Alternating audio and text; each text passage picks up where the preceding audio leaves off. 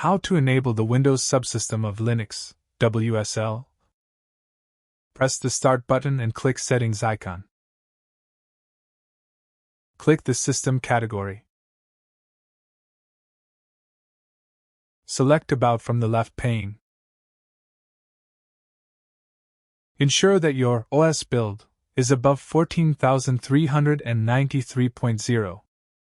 Ensure that your system type is 64-bit operating system.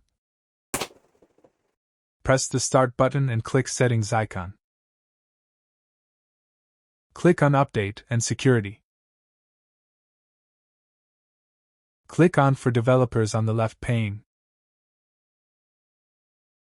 Click on the radio button next to Developer Mode. Click Yes button to confirm the warning. Type Turn Windows in search bar and then click Turn Windows Features on or off. Check the box next to Windows Subsystem for Linux Beta. Click on the OK button. When prompted, click the Restart button.